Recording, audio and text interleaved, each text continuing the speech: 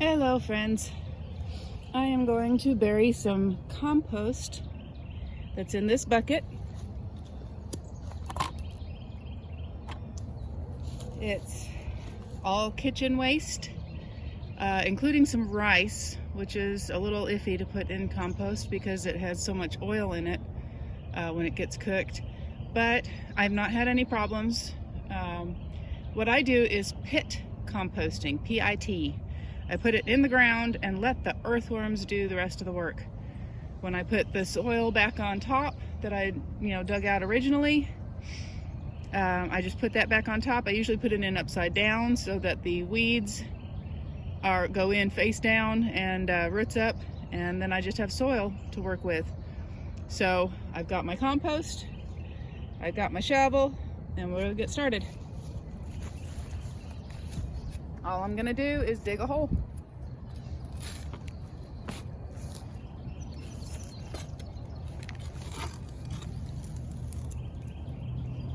I put the soil to the side pretty carefully, the clumps, because I want them to hold together.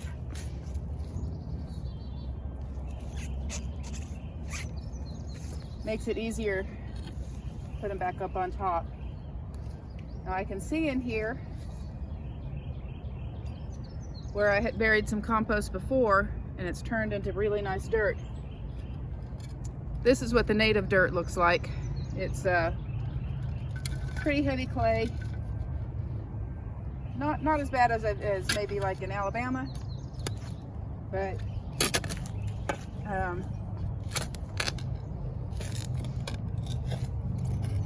it compacts pretty hard and is difficult for the plant roots to get into. And when I started doing this, the soil was worse. This is about 5 years in, so I do run into other pits, and of course that wherever I've planted compost before, that's getting spread around by the worms and etc. as they make their way through the dirt. They're making good soil for me. And I just saw a grub. I'm gonna dig him back out.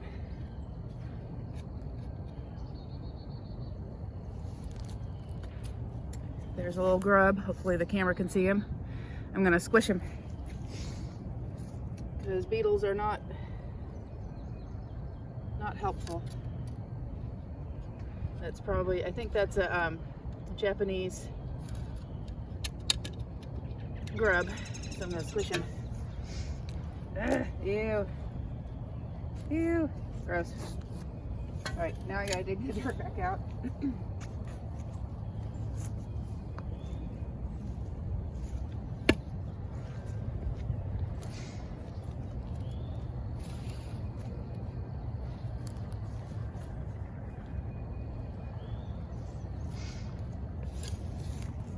And I want there to be a good layer of soil back on top.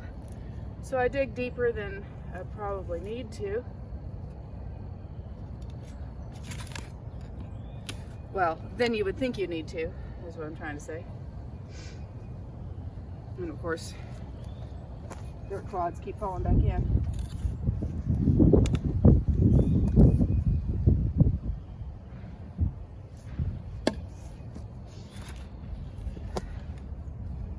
And here I've got a nice good pit. A nice good pit, good and deep.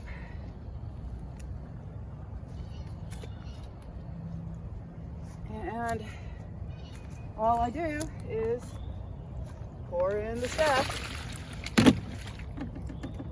It's got eggshells and onions and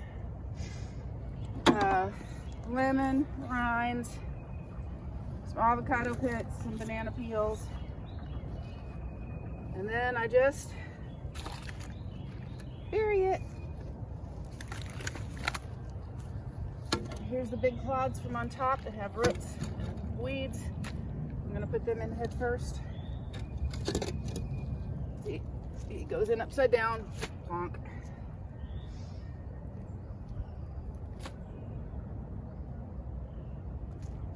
And I've been slowly improving my garden this way.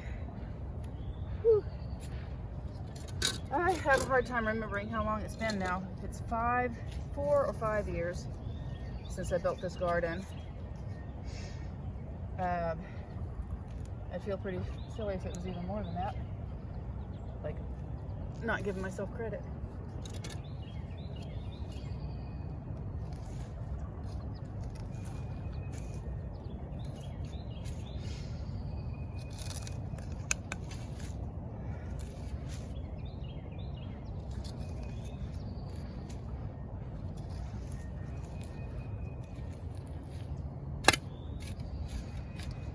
Break it up a little bit. So we've got kind of a more even soil.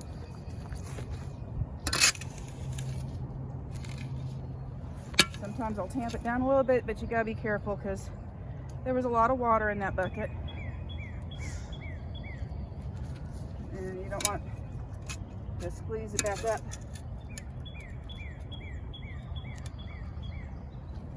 And I'm done.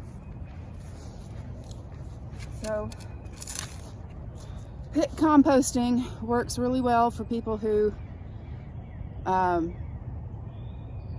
like me, I've got a full-time job, and I'm out here just a few minutes a day. I don't have the hours.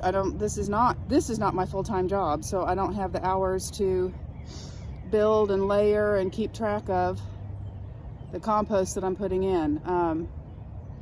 Now I will say that when I'm pulling weeds, I do put that into a bucket, and I have 3 containers over off the edge of my garden, and I'll put the weeds into them. I'll just leave them for a year or so, and I'll come back and they'll have compacted down and they've turned into soil. So that's another kind of composting, and it's also very easy. Now there are people who talk about how this composting doesn't smell as good. If you do the right kind of composting, it's true, it doesn't smell. This, because it's been sitting in the bucket for all the week, it's not pleasant, but it's not overwhelming. And now it's in the ground. In an hour, you're not going to smell a thing because the ground's going to neutralize everything, and the worms are already probably throwing a mosh pit down there. Get it? Mosh pit. Anyway, so there's my pit composting. I'm done. I don't have to do anything else now except fill up another bucket. It's just rainwater and kitchen waste. All right, y'all have a good day and be well.